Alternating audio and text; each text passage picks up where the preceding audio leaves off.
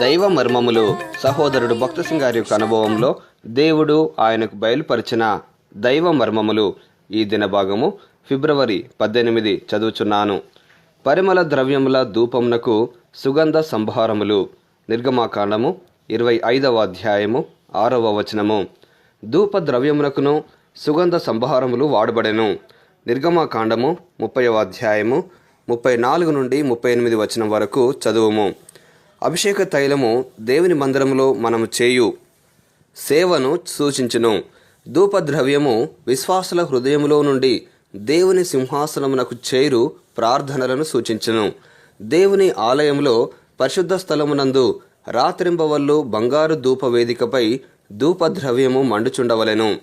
నా ప్రార్థన ధూపం వలెను, నేను చేతులెత్తుట సాయంకాల నైవేద్యం వలెను నీ దృష్టికి అంగీకారములగునుగాక. కీర్తన 141 2వ వచనము. మనము దేవుని జతపని వారము గనుక మనము ఎడతెగక ప్రార్థించవలెను.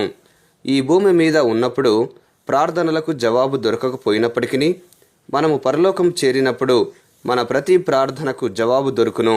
మనం చేసిన ఏ ప్రార్థనయు వ్యర్థం కాదు. ముగింపు మాటలు. నేటి దినవాక్యం ద్వారా ప్రభు మనలను ఆత్మీయంగా నడిపించి సహాయపడి సమృద్ధిగా ఆశీర్వదించునుగాక. ఆమెన్.